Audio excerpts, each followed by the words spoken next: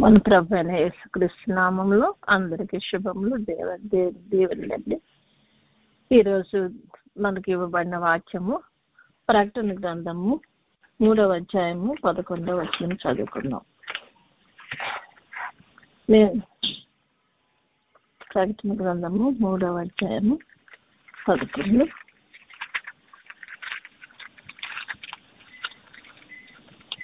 నేను త్వరగా వచ్చుచున్నాను, ఎవడును నీ కిరీటమును అపహరింపకుండునట్లు నీకు కలిగిన దానిని గట్టిగా పట్టుకొనుము. ప్రభు మనకి ఏం చెప్తున్నారంటే, నేను త్వరగా వస్తున్నాను కాబట్టి నీకు ఏం కలిగినావో, నీ కిరీటం ఇప్పటి వరకు ఏది సంపాదించుకున్నావో మరి ఆ కిరీటాన్ని నువ్వు చాలా గట్టిగా ఎవరు కూడా మరి ఎత్తుకొని పోకుండా ఏ విధంగానే నువ్వు జారిపోకుండా దాన్ని చేతిలో ఉండి నువ్వు నీకు కలిగిన దానిని గట్టిగా పట్టుకొనుము అని చెప్తున్నారు. ఇక్కడ ఆయన ప్రభు మరి ఎంత త్వరగా వస్తున్నానని ప్రభు చెప్తున్నారు. అలాగే మనం ఇప్పుడు జరుగుతున్న మరి ప్రపంచంలో జరుగుతున్న ప్రతి ఒక్క క్రియను బట్టి కూడా మనము అది మనకు ఏ విధమైనటువంటి మరి క్రియలు జరుగుతున్నాయో అవన్నీ దాన్ని బట్టి చూస్తే మరి మన బైబిల్ గ్రంథంలో ప్రభు చెప్పిన విధంగా సమస్తము జరుగుతుంది. ఆయన రాకడ ముందు జరగబోయే కార్యక్రమాలన్నీ కూడా ఇప్పుడు జరుగుతున్నాయని మనము గ్రహించవచ్చు. మరి అసలు మనం ఏమి కలిగి ఉన్నామని అసలు మనకి ఏముంది అన్నది కూడా మనము ఆలోచించాలన్నమాట.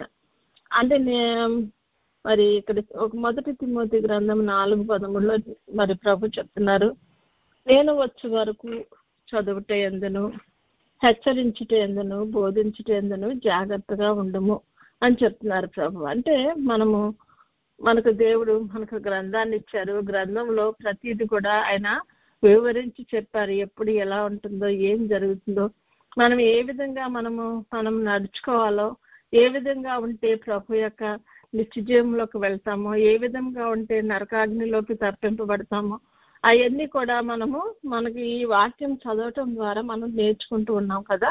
కాబట్టి ఈ మన క్రియలు అంటే మనం చేస్తున్న ప్రతి పని కూడా మనకున్న ప్రేమను, విశ్వాసాన్ని, మన పరిచర్యను, మన సహవాసాన్ని ఏది కూడా విడిచిపెట్టకుండా గట్టిగా పట్టుకొని ఉండాలని ప్రభు వాక్యం మనకు సెలవిస్తుంది. మనకు దేవుడు రక్షణ అనేటువంటి వస్త్రాన్ని కూడా దేవుడు దయచేశాడు.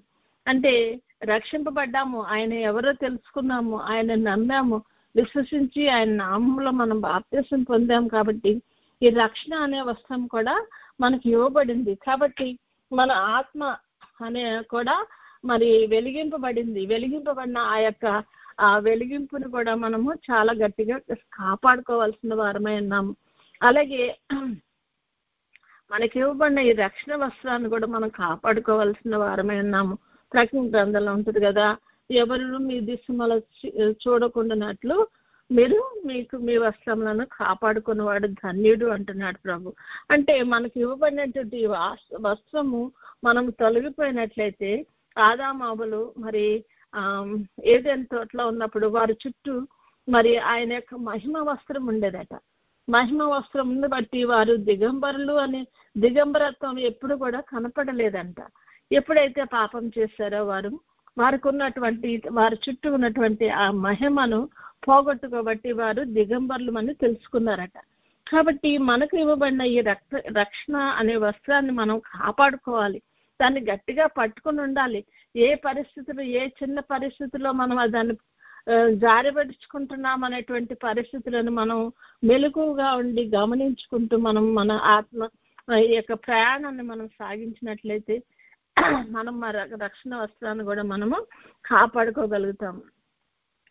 దేవుడు అనే యెహోవాయే జ్ఞానం ఇచ్చేవాడు, తెలివియు వివేచనయు ఆయన నోట నుండి వచ్చును. ప్రభు యొక్క నోట నుండి ఏమొస్తుందంట, మరి తెలివియు వివేచన కూడా ఆయన నోట నుండి వస్తుందంట. కాబట్టి మనము ప్రభువుని మనం నమ్మిన తర్వాత ఆయనను గట్టిగా పట్టుకుని ఉండాలి. ఎందుకంటే ఆయన ఎలాంటి వాడో మనకి ఇక్కడ తెలుస్తుంది. మనకు జ్ఞానం లేని వారమా, ఆయన జ్ఞానం ఇస్తానంటున్నాడు, తెలివి లేని వారమా తెలివి ఇస్తానంటున్నాడు. మరి అర్థం చేసుకునే జ్ఞానం లేదా, వివేచన లేదా, అది కూడా ప్రభు నోటి నుండే వస్తుందంట. కాబట్టి మనకు ఇది ఒక జీవాధారము. మనకు ఇదొక జీవపు ఊట అని తెలుసుకున్నప్పుడు ఆ జీవపు ఊటను మనం వదిలిపెట్టుకోకుండా మనం గట్టిగా పట్టుకొనవలసిన వారమే అన్నాము. జ్ఞానము సంపాదించిన వాడు ధన్యుడు అని కూడా వాక్యంలో సెలవిచ్చిందండి. వివేచన కలిగిన నరుడు ధన్యుడు అంట. జ్ఞానము వివేచన ఈ రెండు కూడా ఒక కవల పిల్లల్లాగా ఖచ్చితంగా అట్లా ఒకే రైలు పట్టాలలాగా ఎక్కడికి వెళ్ళినా కలిసి వెళ్తుంది. జ్ఞానం కలిగిన వాడికి ఖచ్చితంగా వివేచన ఉండాలి. వివేచన లేని వాడు వివేక శూన్యుడైనప్పుడు ఎంత జ్ఞానం ఉన్నప్పటికీ దానివల్ల ప్రయోజనం ఉండదు. కాబట్టి ఖచ్చితంగా మనము ఈ యొక్క వివేచన కూడా మనం కలిగి ఉండాలి. నీతి మార్గమందు జీవము గలదు. కాబట్టి ప్రభు మనలను నీతి మార్గంలో నడవమంటున్నాడు. దాని త్రోవలో మరణం అనేదే లేదంట. మరణం అనేది ఏంటి? నిత్య నరకాగ్ని. అది మరణము, అది రెండవ మరణం అని కూడా వ్రాయబడింది. కాబట్టి ఆ మరణంలోకి మనం వెళ్లకుండా ఈ శారీరక సంబంధమైన మొదటి మరణము ఉన్నప్పటికీ అది ఖచ్చితంగా ప్రతి మనిషికి ఉన్నప్పటికీ రెండవ మరణం అనేది ఆత్మ మరణము. ఆ ఆత్మ మరణంలో మనం నిత్యము మండుచున్నటువంటి ఆ నరకాగ్ని గుండంలో లేక ఫైర్ అంటాం కదా, దాంట్లో పడవేయబడేటువంటి స్థితి రెండవ మరణము. ఆ దాని నుండి మనం తప్పించుకోవాలంటే మనం ఖచ్చితంగా మరి జీవం అనేటువంటి ఈ యొక్క నీతి మార్గాల్లో మనం నడుచుకోవాలి. దాంట్లోనే జీవం ఉంటుందని కూడా ప్రభు చెప్తున్నారు. మరి ఇక్కడ తుయితేరాలో ఉన్న సంఘము వారికి, తర్వాత ఫిలడెల్ఫియాలో ఉన్న సంఘపు వారికి ప్రభు చెప్తున్నాడు, మీకు కలిగిన దాన్ని మీరు గట్టిగా పట్టుకోండి, వదిలిపెట్టక పట్టుకోండి అని చెప్తున్నారు. అలాగే పరమగీతాలు 3:4 కూడా ఉంటుంది.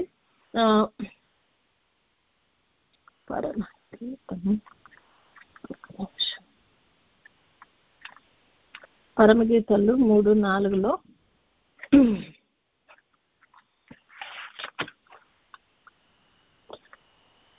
రాత్రి 3:1 నుండి చదువుకుందాం.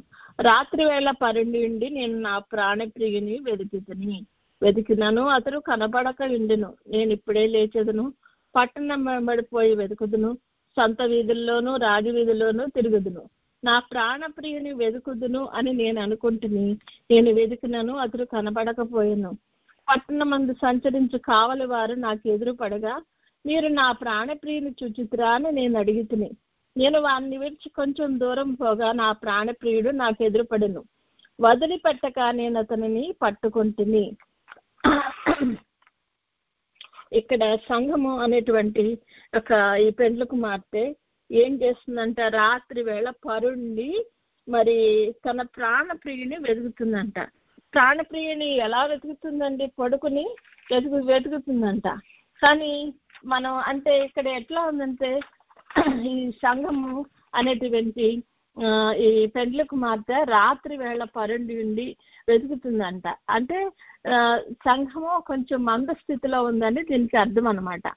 సంఘము ఒక్కోసారి మనకి తెలియకుండానే బద్ధకంలోకి వెళ్ళిపోతూ ఉంటాము, సోమరి స్థితిలోకి వెళ్ళిపోతూ ఉంటాము, అశ్రద్ధ స్థితిలోనికి వెళ్ళిపోతూ ఉంటాము. ప్రభువు విషయంలో మనం పడుకుని మరి రాత్రి వేళ కదా, చీకటి కదా, ఆ టైంలో పడుకుంటే బాగుంటుంది, కళ్ళు మూసుకుంటే బాగుంటుంది, కొంచెం విశ్రాంతి తీసుకోవటం మంచిది అన్నట్ల ఉద్దేశంలో మనం ప్రాణప్రియుని మనం యొక్క విషయంలో అశ్రద్ధ చేస్తామంట. మరి ఆ సమయంలో ఆమె వెతికిందంట, కానీ ఆయన కనపడలేదంట. కనపడకపోయేటప్పటికి ఆమె ఏం చేసింది? సర్లే నేను పట్టణంలోకి వెళ్తాను అని వెళ్ళిందంట. సంత వీధుల్లోనూ రాజవీధుల్లోనూ తిరుగుతుందంట. ఆయన ఎతుకుతుంది కానీ ఆయన దొరకట్లేదంట. అప్పుడు ఆ పట్టణంకు సంచరించే కావలి వారు వాళ్ళు ఎదురుపడ్డారంట. అంటే సంత వీధుల్లో అంటే మన వ్యాపార స్థలాల్లో కానీ, తర్వాత రాజవీధుల్లోనూ అందరూ కూడా మరి ఉండేటువంటి గొప్ప గొప్ప స్థలాల్లో కూడా వెతికిందంట. కానీ ఎక్కడెక్కడ ప్రభు కనపడలేదంట. అలాగే ఆ యొక్క కావలి వారిని కూడా అడిగిందంట. కావలి వారి అంటే సంఘ కాపర్లు అని కూడా మనం ఒక దృష్టాంతంగా చెప్పుకోవచ్చు.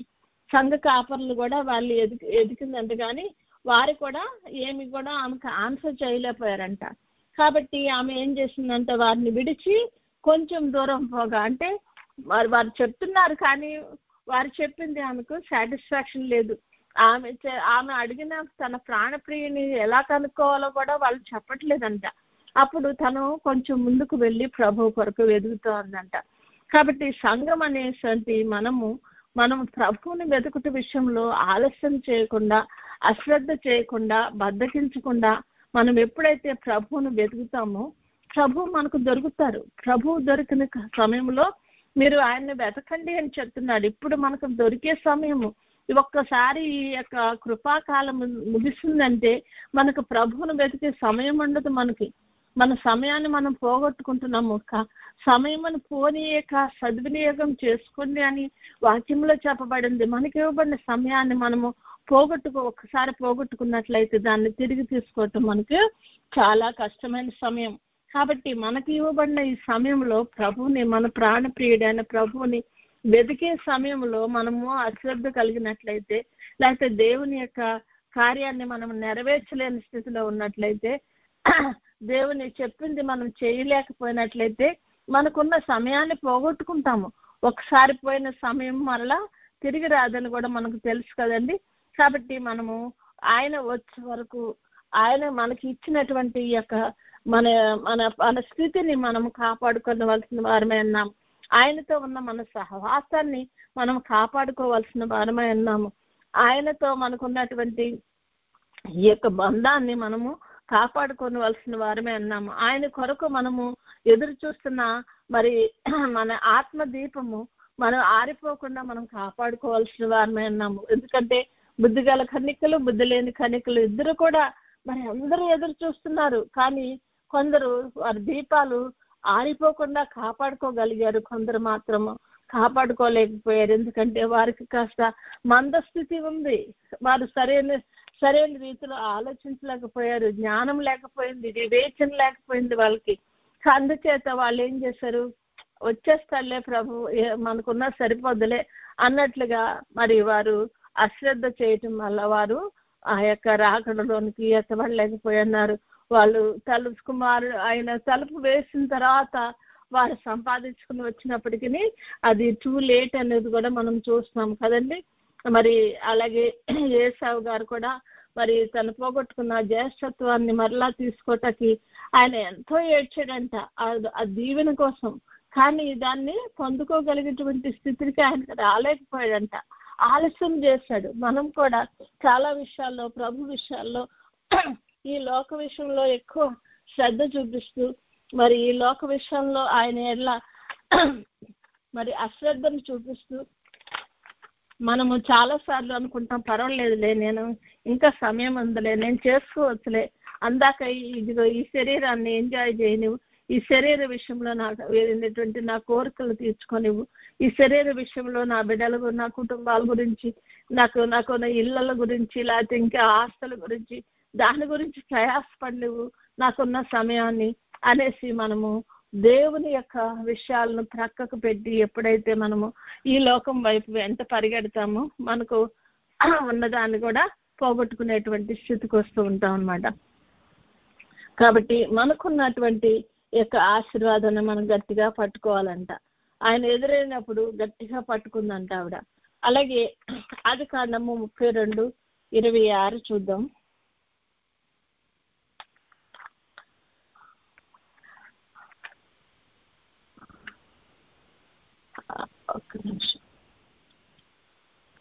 ఆదికాండం 32:26 దీంట్లో ఆయన చెప్తున్నాడు. ఇక్కడ యాకోబు గారిని చూస్తాం మనం. యాకోబు గారు తను మామ దగ్గర నుండి మరలా ఇంటికి తిరిగి వస్తా ఉన్నప్పుడు వాళ్ళ అన్న వస్తున్నాడని తెలిసినప్పుడు వాళ్ళందరినీ గుంపులుగా పెట్టి ముందుకు పంపించేసి తనొక్కడే ఆయన మిగిలిపోయి ఒక యాకోబు ఒక్కడు మిగిలిపోయాను. ఒక నరుడు తెల్లవారు వరకు అతనితో పెనుగులాడెను. తాను అతని గెలవకుండుట చూచి తొడగూటి మీద అతన్ని కొట్టెను. అప్పుడు అతనితో పెనుగులాడటం వల్ల యాకోబు తొడ గూడు బసలేను. ఆయన తెల్లవారుచున్నది గనక నన్ను పోనిమ్మనగా అతడు, నీవు నన్ను ఆశీర్వదించితేనే కానీ నిన్ను పోనీయనెను. అంటే ఇక్కడ యాకోబు గారు అది దేవుడని ఆయన గ్రహించి ఆయన్ను గట్టిగా పట్టుకున్నాడట. ఎంత గట్టిగా పట్టుకున్నా అంటే ఆ దేవాది దేవుడే అంటున్నా అంట, తెల్లవారిపోతుంది, నన్ను వదిలేస్తే నేను వెళ్ళిపోవాలి అంటున్నా అంట. కానీ ఆయన అసలు వదలకుండా మరి ఆయన్ని గట్టిగా పట్టుకుని ఉన్నాడంట. ఆ గట్టిగా పట్టుకుని ఉండటం వల్ల ప్రభు అడుగుతున్నాడు, అసలు నన్ను వదిలేస్తే అని అడుగుతున్నప్పుడు, నువ్వు నన్ను ఆస్వాదించయ్యా, నేను అందుకనే నువ్వు ఆస్వాదిస్తే కానీ నేను నిన్ను వదలను అంటున్నాడు. అంటే కాబట్టి మనకి ఇచ్చినటువంటి యొక్క ప్రభు యొక్క ఆ స్థితిని మనము గట్టిగా పట్టుకుని ఉండాలన్నమాట. యాకోబు ఏమడుగుతున్నాడండి దేవుణ్ణి? మరి యాకోబు అప్పటి వరకు మామూలుగా యాకోబుగానే ఉన్నాడు. కానీ ఆయనను ఆస్వాదించమని అడిగిన తర్వాత అంతకు ముందు ఆయనకి బోళ్ళని గొడ్లు, మరి అన్ని కూడా పశువులు, దాసదాసీలు ఎన్నో ఉన్నాయంట. 3 గుంపులు అయినాయంట ఆయన యొక్క సంపద. అంటే అంత బహుగా ప్రభు ఆయన్ను ఆస్వాదించాడు. ఇంకా ఏమి ఆశీర్వాదం కావాలి ఆయనకి ఆల్రెడీ ఆస్వాదింపబడ్డాడు కదా, అందుకనే కదా మళ్ళీ తిరిగి వస్తున్నాడు. మరి అలాంటప్పుడు ఇంకా ఆశీర్వాదం ఏమి కావాలంటే అప్పటి వరకు మన దేవుడు అన్న యెహోవా, మరి అబ్రహాం దేవుడను, ఇస్సాకు దేవుడను అని చెప్పుకోబడినటువంటి ఆ దేవుడు మరి ఈ యొక్క యాకోబు అడిగిన దీవుని అడిగిన తర్వాత ఆయన నేను యాకోబు దేవుడను అంటున్నాడు, ఏసావు దేవుడను అన్నట్లే అక్కడ. కానీ ఇక్కడ యాకోబు దేవుడను అని అంటున్నాడంట. మోషే కాలంలో కూడా దేవుడు మరి నేను అబ్రహాం దేవుడను, ఇస్సాకు దేవుడను, యాకోబు దేవుడను అని చెప్తారు కదా మరి మోషేతో మాట్లాడినప్పుడు. మరి అలాగే అంటే ఆయన యొక్క దేవుడు అనేటువంటి ఆ గొప్ప మర్మాన్ని మరి ఆయన పొందుకోగలిగి ఉన్నాడు. ఆ గొప్ప దీవెనను ఆయన పొందుకోగలిగి ఉన్నాడు దేవుని ద్వారా. అలే కాకుండా నీ సంతతి వారిని తరతరముల వరకు దీవిస్తాను అంటున్నాడు ప్రభు. అంటే ఆయన సంతానము ఇప్పుడు ఇశ్రాయేలీలు అంటున్నాం మనము. ఇశ్రాయేలీలు అంటే ఆయనకు ఉన్నటువంటి మరి వారి సంతానం అంతా కలిసి ఇశ్రాయేలీలుగా ఎంచబడుతున్నారు. కాబట్టి మరి ఆయన సంతానము ఎంతగా అభివృద్ధి పొందిందంటే ఇప్పుడు అబ్రహాం సంతానము అని అన్నప్పటికీ ఇశ్రాయేలీలు అంటున్నారు. అంటే ఇశ్రాయేలుగా మరి యాకోబును దేవుడు దీవించాడు, ఆశీర్వదించాడు. అట్టి ఆశీర్వాదం ఆయన పొందుకున్నాడు అక్కడ. అలా కాకుండా ఆదికాండం 35:1 అంటున్నాడు, మరియు దేవుడు నేను సర్వశక్తి గల దేవుడును, నీవు ఫలించి అభివృద్ధి పొందము, జనములను సమూహములను నీ వలన కలుగును, రాజులను నీ గర్భవాసంలో పుట్టెదరు అంటున్నాడు. మరి దేవుడని యెహోవా ఎక్కడ పుట్టాడండి? మరి దేవుడని యెహోవా మరి ఈయనకి ఇచ్చినటువంటి ఆశీర్వాదంలో యేసయ్య కూడా ఈయన గర్భం నుండే వచ్చినట్లుగా మనము బైబిల్ యొక్క గ్రంథముల వల్ల తెలుసుకుంటున్నాం కదా. అంటే యాకోబులో నుండి ఆయన కూడా తన పుట్టుటాకు కూడా మరి నిర్ణయించుకొని ఆయన ద్వారానే మరి వచ్చినట్లుగా కూడా అట్టి ఆశీర్వాదము యాకోబుకు కలిగిందని మనం వింటున్నాం కదండి. అలాగే నక్షత్రము యాకోబులో ఉదయించును అంటున్నారు సంఖ్యాకాండంలో. అంటే నక్షత్రమైన యేసు ప్రభువే మరి యాకోబు గారి ద్వారా మరి ఉదయించారని కూడా మనము వాక్యంను బట్టి తెలుసుకోవచ్చు. యాకోబు గారు పట్టుకున్న పట్టు అంత మామూలు పట్టుగా అయితే మాత్రం కాదండి. యాకోబు మగసిరి గలవాడై మరి పోరాడాడంటే అని కూడా వాక్యంలో ఉంది. అంటే మగసిరి అంటే కార్యసాధకుడు అనమాట, కార్యాన్ని సాధించుకునేవాడు. అంటే అంతవరకు కూడా ఆయన చాలా గట్టిగా పట్టుకున్నాడు ప్రభువుని. ఇన్ని దీవెనలు మరి ఆయన ప్రభు ద్వారా పొంది ఉన్నాడు అనేది మనం చూస్తాం కదండి. ఇప్పటికి కూడా ఇశ్రాయేల్ జనాంగాలు ఎంత అభివృద్ధి కలిగి ఉన్నారో మనం చూస్తాం. దేశము చిన్నదైనప్పటికీ ప్రపంచం అంతటా వాళ్ళు విస్తరించి వారి దేవుని యొక్క క్రియలను మరి వారు తూచా తప్పకుండా మరి పాటిస్తూ అన్ని విషయాల్లోనూ దేవుని నుండి ఆశీర్వాదం పొందిన వారికున్న ఆశీర్వాదం మరి మామూలు జనాలకి ఎవరికీ లేదు. అందుకని చుట్టుపక్కల ఉన్న దేశాలు ఆ దేశంలో ఉన్న ఆ సంపదను దాన్ని వాళ్ళు స్వతంత్రించుకోవాలని ఎంతగానో ప్రయాసపడుతూ వారి మీద యుద్ధాలు చేయాలని చూస్తున్నారు. పాలుతేలులు ప్రవహించే దేశం అంటున్నాడు దేవుడు. అటువంటి దేశాన్ని వారికి ఇచ్చాడు. ఎందుకంటే అది వాళ్ళ యొక్క ఆశీర్వాదం అనమాట. మరి యాకోబు గారు అంత గట్టిగా దేవుణ్ణి పట్టుకుని ఆయన నుండి వారి తనే కాకుండా తన సంతతి మరి రాబోయే తరాలన్నీ కూడా ఆశీర్వదింపబడే విధంగా ఆయన ప్రభువుని పట్టుకున్నారని మనం ఇక్కడ గ్రహించవచ్చు. ఆయన సన్నిధిలో, ప్రభు యొక్క సన్నిధి మరి మనం కూడా అటువంటి గట్టి పట్టు కలిగి ఉండాల. మనం సన్నిధి చేస్తున్నాము, ఏం చేస్తున్నాము? 2 నిమిషాలు కళ్ళు మూసుకొని అది చూడటా కూడా మనకు కాన్సన్ట్రేషన్ రావట్లేదు. కానీ మనం చేయవలసింది ఏంటంటే, 1 గంట సన్నిధి చేద్దాం అనుకున్నాం అనుకోండి, ఒక 5 నిమిషాలు ప్రార్థన చేసుకుని మిగిలిన 55 నిమిషాలు కూడా ఆయన కొరకు కనిపెట్టుకుని ఉండాలట. అటువంటి స్థితిలో దేవుడు మనకు ప్రత్యక్షం అవుతాడట. అటువంటి గొప్ప ధన్యతను, అటువంటి పట్టును మరి సంఘముగా మనం కూడా కలిగి ఉండాలన్నమాట. నా దేవా నాకు కనపడండి, నాతో మాట్లాడండి అని ప్రార్థన చేయాలంట. దేవా అందరికీ కనపడండి, అందరితో మాట్లాడండి అని ఒక 2 నిమిషాలు సూక్ష్మ ప్రార్థన చేసుకుని మిగిలిన సమయం ప్రభువు ఏం చెప్తాడో, ఎలా కనపడతాడో అని మనం కనిపెట్టుకుని ఆశతో ఎదురు చూసినట్లయితే ఆశగల ప్రాణాన్ని తృప్తిపరిచే దేవుడు మన దేవుడు. కాబట్టి మనకు కనపడతాడు. మరి యాకోబు విషయంలో మరి ఎన్ని శ్రమలు ఉన్నప్పటికీ వాటన్నిటినీ సహించి జయించిన మరి దేవుడు యాకోబును మరి యాకోబు తాను మంచి పేరును సంపాదించుకునేలాగా, నా యాకోబు దేవుడు అనేలాగా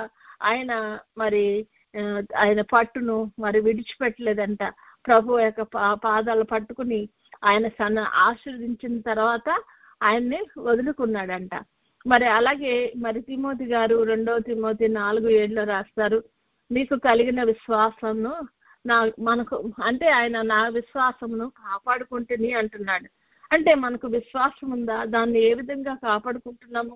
దాన్ని గట్టిగా పట్టుకున్నామా లేదా? మన విశ్వాసంలో మనము నిజమైనటువంటి ఆ పట్టుదల కలిగినటువంటి విశ్వాసం కలిగినట్లయితే మనం పొందలేదంటూ ఏమీ ఉండదు.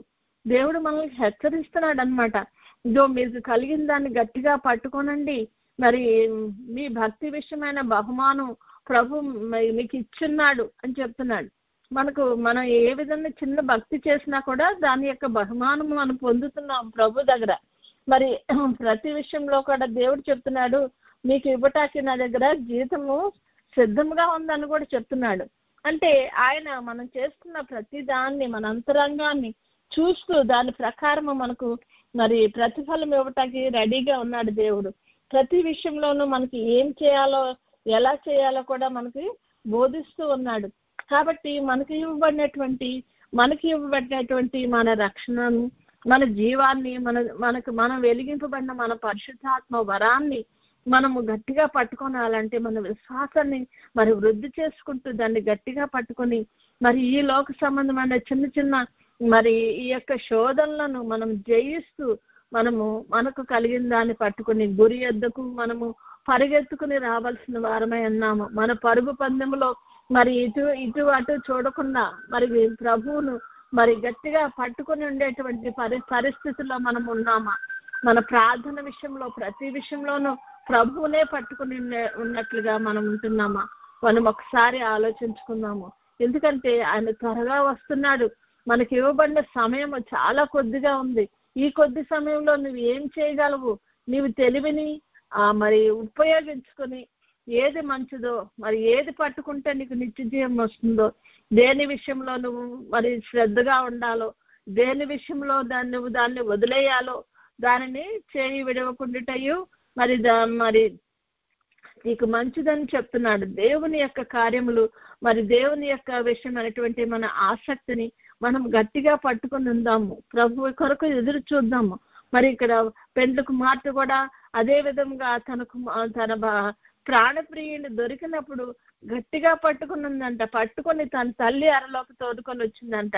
అంటే ఇంకా ఎక్కడికో వెళ్లకుండా తన దగ్గరే ఉండేలాగా మరి ఆయనను మరి తోడుకొని వచ్చినట్లుగా మనం ఇక్కడ చూస్తున్నాం.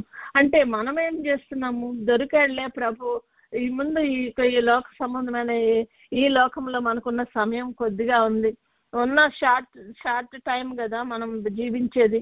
ఈ షార్ట్ టైంలో మనం చేయగలిగిన ఎంజాయ్మెంట్ అంతా చేద్దాం. తర్వాత చనిపోయిన తర్వాత ఎలాగో దేవుడి దగ్గరికే కదా వెళ్ళిపోయేది, అక్కడ మనం చూడొచ్చు, ఆ దేవుడు ఎలాగో మనల్ని ప్రేమించే దేవుడు కాబట్టి మనకు తప్పకుండా ఆ నిత్య జీవానికి తీసుకెళ్తాడు. మన కోసమే కదా ఆయన అక్కడ నిర్మించింది నిత్య జీవాన్ని అన్నట్లుగా మనము నిర్లక్ష్యంగా ఉంటున్నామా? ఏ విషయంలో తప్పిపోతున్నామా? మనం ఒకసారి ఆలోచించుకుందాం.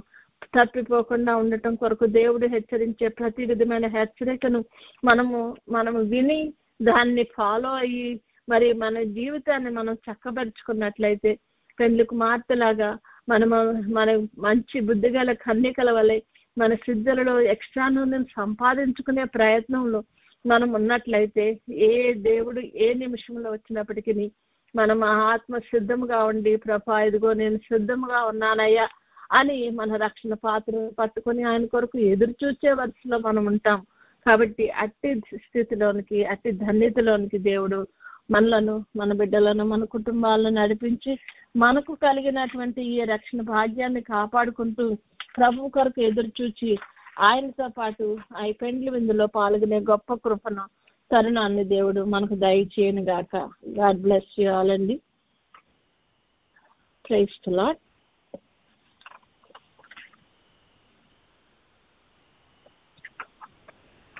ప్రభు సన్నిధిలో ఉన్న మనం అందరము కొద్దిసేపు కన్నులు మూసుకొని మన దృష్టిని మన మనసును ప్రభు మీద కేంద్రీకరించుకుని కొద్దిసేపు మౌనంగా ఉందాం.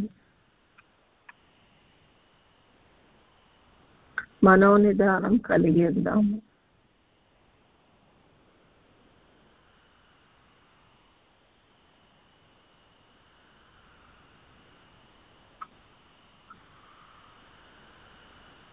ప్రభువుని పట్టుకుని ఉందాం. ఆయన పాదములు పట్టుకుని ఉందాం.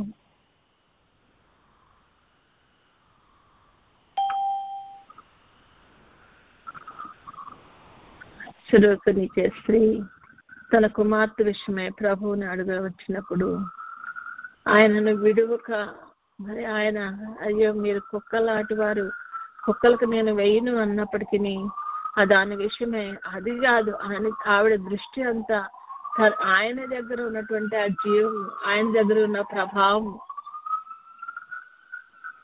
తన కుమార్తె విషయంలో ఆయన మాత్రమే విడుదల కలిగించగలడనేటువంటి ఆ యొక్క విశ్వాసం బట్టి ఆయనను గట్టిగా పట్టుకుని ఆయన దీవించే వరకు కూడా ఆవిడ వదలలేదంట. కనుక మనం కూడా మన పరిస్థితులు ఎలాగా ఉన్నాయి, ఏంటి, ఈయన ఎట్లా మాట్లాడుతున్నాడు, లేకపోతే ఇదేంటి ఆలస్యం చేస్తున్నాడు, ఇదేంటి నాకు అసలు నన్ను కుక్క అంటున్నాడు ఏంటి, నేను ఏదో మంచిగా అడగటానికి వచ్చాను కానీ అని మనము మరి ఆయన నుండి దూరం చేసుకునే స్థితిలో మనం ఉండకుండా శ్వాసంతో ఆయన్ని గట్టిగా పట్టుకుని ఉందాం. ఆయన మాత్రమే మన పాపములు క్షమించుటకు సిద్ధమైన వాడు, అర్హుడు, యోగ్యుడు. కనుక ఆయన పావన పాదాలు పట్టుకుని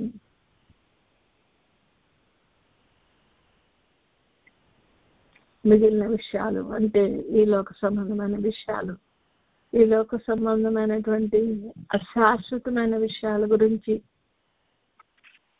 మనము జీవం గలటువంటి శాశ్వతమైన జీవాన్ని పోగొట్టుకునకుండా ఆయన పావన పాదాలు పట్టుకుని మనం పాపములను ఒప్పుకుందాము.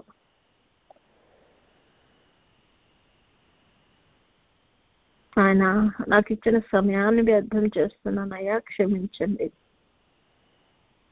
ప్రభా. నీవు నాకు ఇచ్చిన వనరులను వేస్ట్ చేస్తున్నానయ్యా, నన్ను క్షమించండి ప్రభా. నువ్వు నాకు ఇచ్చినటువంటి మనుషులను, వారి ఆత్మలను ప్రభా నా తండ్రి నాయన రక్షింపలేకుండా నా తండ్రి నాయన ప్రభా వారికి నీ గురించి చెప్పకుండా నాయన ప్రభా నాయన నీవు ఇచ్చినటువంటి యొక్క జ్ఞానాన్ని వేస్ట్ చేసుకుంటున్నానయ్యా, నన్ను క్షమించండి. నీ యొక్క రాకడ బహు సమీపంగా ఉందని గ్రహించున్నప్పటికీ నా ప్రభా నాయన ప్రభా మరి తండ్రి సరైన దాని మీద కాన్సన్ట్రేట్ చేయకుండా నా తండ్రి నాయన తొట్టుపడుతున్నానయ్యా, నన్ను క్షమించండి.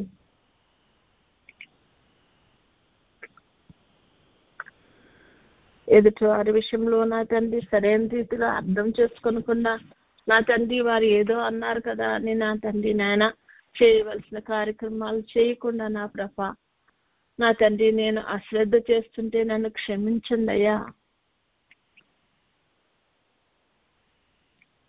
నా వస్త్రాన్ని కాపాడుకునే విధంలో అశ్రద్ధ చేస్తుంటే నన్ను క్షమించండి అయ్యా. నువ్వు త్వరగా వస్తున్నాను సెలవిచ్చిన దేవా, రాకడకు సిద్ధపడలేకపోయినటువంటి అశ్రద్ధ కలిగిన స్థితిలో, అయోగ్యమైన స్థితిలో నేనుంటే నన్ను క్షమించి నన్ను సిద్ధపరచు ప్రభా అని ప్రభు పాదం దగ్గర వేడుకున్నాం. ఇవన్నీ పాపాలు అనుకో మనం, కానీ ఇవన్నీ కూడా పాపములే. దేవునికి వ్యతిరేకమైన ఏదైనా సరే మన హృదయంలోకి వచ్చినప్పుడు అది పాపం కింద పరిగణింపబడుతుంది. కనుక ప్రతి పాపాన్ని ప్రభు దగ్గర ఒప్పుకుందాం. మనకి ఇవ్వబడిన సమయాన్ని వ్యర్థం చేస్తున్నామా? ఒప్పుకుందాం. మనకి ఇవ్వబడినటువంటి జీవాన్ని వ్యర్థం చేస్తున్నామా? అది ఒప్పుకుందాం. మంద స్థితిలో ఉన్నామా? ఒప్పుకుందాం.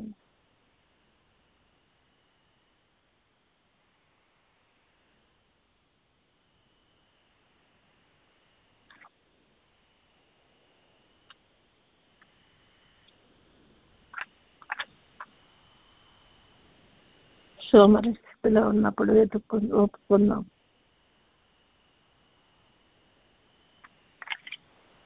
వెంటనే లేచి ప్రభుని వెతికే స్థితిలోకి మనం వెళ్దాం.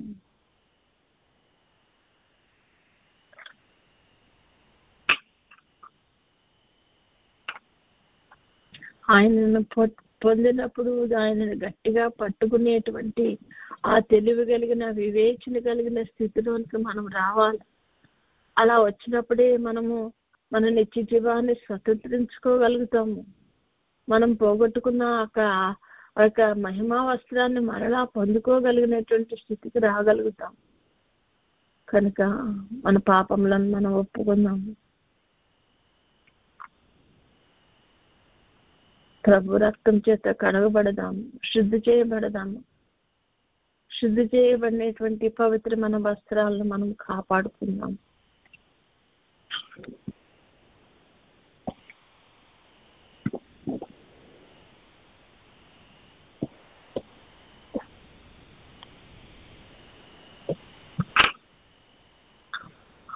పాపములను ఒప్పుకున్న మనము తీర్మానం చేసుకుందాము.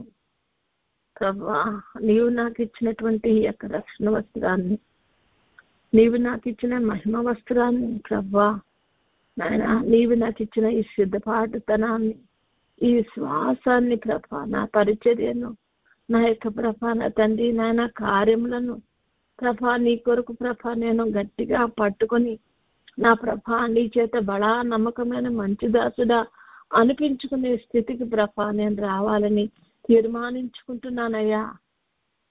నిత్య జీవంలో నీతో పాటు నీ సింహాసనం ప్రక్కన కూర్చుండి నాయన నిన్ను స్తుతించుకుని నిత్యము నాయన నిన్ను స్మరించుకుంటూ నిన్ను మహింపరిచే స్థితిలో ఉండాలని తీర్మానించుకుంటున్నానయ్యా. నిత్యాగ్ని కూపంలోకి వెళ్లకుండా ఉండాలని తీర్మానించుకున్నానయ్యా. కనికరించు తండ్రి. ఈ లోకంలో ఉన్నాము కాబట్టి ఈ లోకంలో ఉన్న పనులను మేము చేసుకోవాలి, కానీ ప్రభా ఏది మేయలేనిదో దాన్ని చేపట్టుటకు మా ప్రయారిటీ ఏముందో ప్రభా నాయన దాన్ని మేము ప్రభా గట్టిగా పట్టుకున్నటకు ప్రభా నాయన మాకు సహాయం దయచేయండి తండ్రి. ప్రయారిటైజ్ చేసుకునేటప్పుడు కూడా ఏది మేము ప్రయారిటైజ్ చేసుకోవాలో కూడా నా తండ్రి నాయన మాకు జ్ఞానాన్ని ఇవ్వండి, వివేచనని ఇవ్వండి, తెలివిని దయచేయండి ప్రభా అని ప్రభువుని వేడుకున్నాం.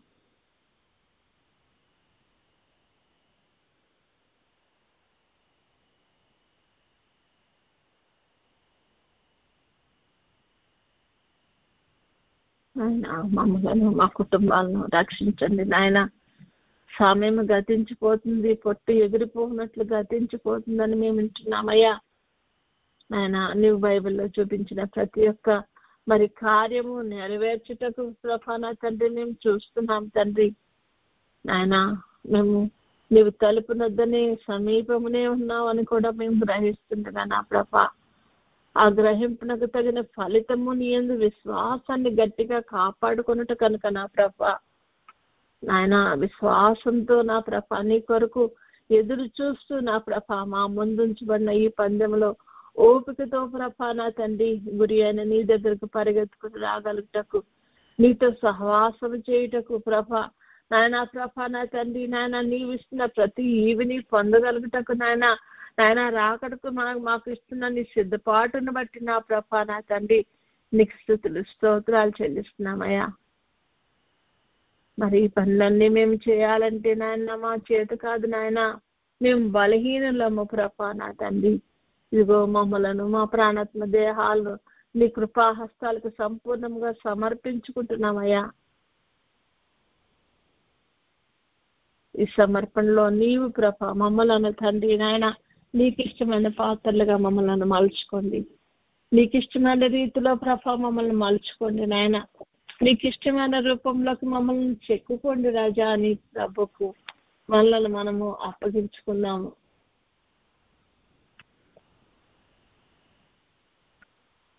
తండ్రి నా చిత్తం కాదు నీ చిత్తమే సిద్ధించును గాక అని నాయనా ప్రభా నాయన ఏదైనా తోటలో నువ్వు తండ్రికి ప్రార్థన చేసి ఉన్నావు ప్రభా నా తండ్రి. అదే విధంగా నీ చిత్తమే మా జీవితంలో నెరవేరాలని ప్రభా, మా చిత్తం అయితే కాదు ప్రభా, నీ చిత్తాన్ని మాత్రమే నెరవేర్చగలుగుటకు మేము తండ్రి సిద్ధపాటు కలిగి ఉండగలిగేటువంటి స్థితిలో ప్రభా నాయన మమ్మలను మలుచుకోమని ప్రభువుకు మనము సంపూర్ణ సమర్పణ చేసుకుందాము.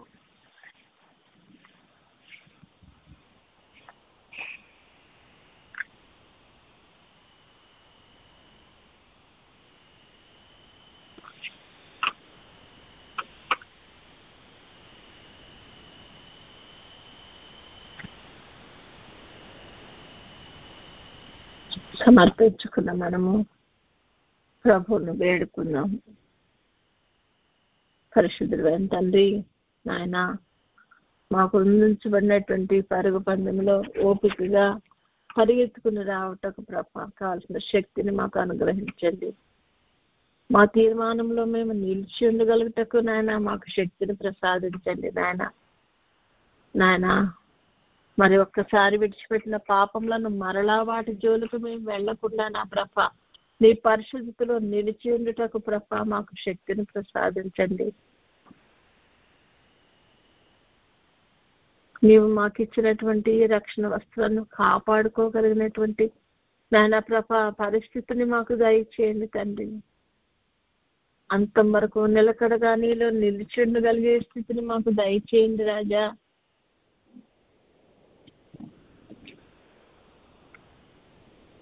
అన్నిటికంటే ముఖ్యంగా మా ఆత్మదీపాలు ఆరిపోకుండానట్లు కావాల్సినటువంటి తైలాన్ని ప్రభా మేము సిద్ధం చేసుకోగలిగినటువంటి కృపను దయచేయండి తండ్రి. మా ఆత్మదీపములు నిత్యము నీ సన్నిధిలో వెలుగుచుండేటువంటి దీపముల వల్లే ప్రదీపముల వల్లే కనపడినట్లు ప్రభా మాకు సహాయం దయచేయండి అయ్యా తండ్రి. నీకు స్తుతులు స్తోత్రాలయ్యా.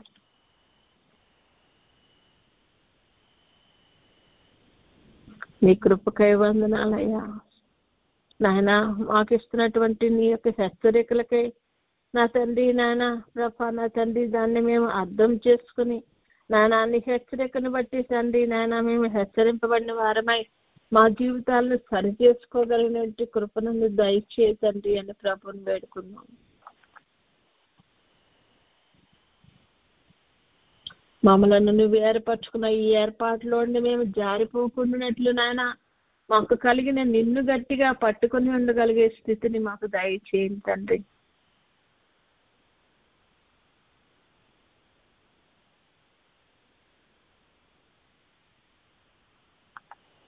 యెజబెలను ప్రవక్త తండ్రి నాయన ఆమె బోధలు దుర్బోధలు ప్రభ మేము అనుసరించకుండా నా ప్రభ నిఖిలాయతల క్రియలు నాయన మేము ద్వేషిస్తూ నా ప్రభ నిన్ను ప్రభ వెంబడించగలుగుటకు నాయన ప్రభ ఈ అంత్యకాలంలో శ్రమల కాలంలో నా ప్రభ నా తండ్రి నాయన క్రైస్తవుడు అని పేరు పెట్టుకున్నందుకు మేము తండ్రి నాయన ఈ లోకంలో సమస్తమైన వాటిని పోగొట్టుకున్నప్పటికీ నా ప్రభ విలువ కలిగిన నీ పాదాలు పట్టుకొని ప్రభ మేము గట్టిగా పట్టుకొని ఉండటకు ప్రభ నువ్వు కృపను అనుగ్రహించండి రాజానికి స్తోత్రాలయ్యా.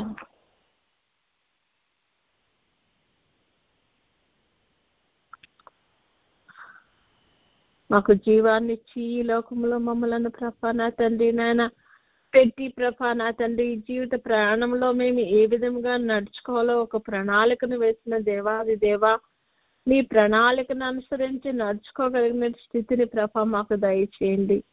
మా చేయి పట్టుకుని నడిపించండి రాజానికి స్తోత్రాలయ్యా.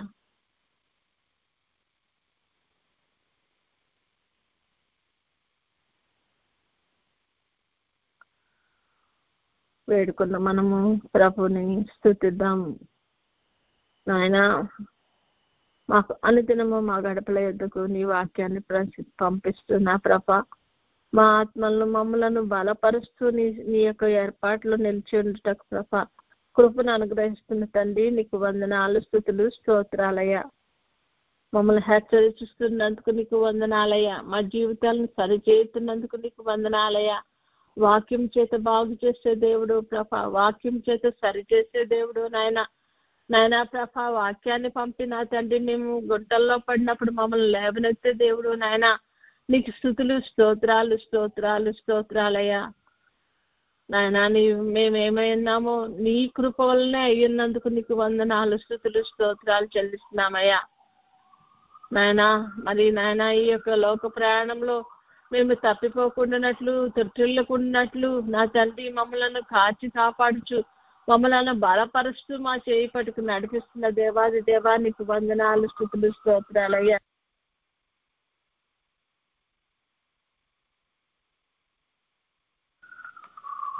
అన్ని విషయాల్లోనూ ప్రభా నా తండ్రి మాయడలో నీకున్న ప్రేమను బట్టి, నీ యొక్క ప్రణాళికను బట్టి, నీ కృపను బట్టి నా తండ్రి నీ పాదాలకు వందనాలు చెల్లిస్తున్నామయ్యా.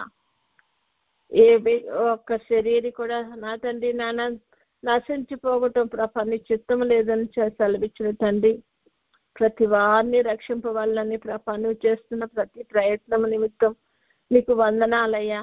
మాకు ఏర్పరచబడినటువంటి ఆ యొక్క ఉన్నత స్థితికి ప్రభానైనా మేము సిద్ధపడగలిగినట్లు, దాన్ని అందుకునే యోగ్యతను ప్రభా నా తండ్రి నీవు ఇచ్చినటువంటి నాయన కృపను బట్టి సంపాదించుకోగలిగినట్లు ప్రభా దాన్ని నిలుపుకోగలుగుటకు నాయన నీవు కృపను అనుగ్రహిస్తున్న తండ్రి నీకు వందనాలు, స్తుతులు, స్తోత్రాలు తండ్రి. మాకు కనపడండి అయ్యా, మాతో మాట్లాడండి అయ్యా, నీకు వందనాలయ్యా.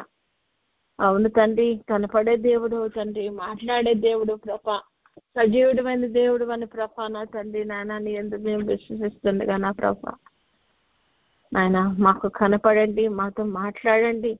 నువ్వు ఏమి చెప్పను విన్నావో వినగల చెవిని మాకు దయచేయండి, గ్రహింపగల మనసును దయచేయండి అని కొద్దిసేపు వారి సన్నిధిలో మౌనముగా కనిపెట్టుకుని ఉందాం.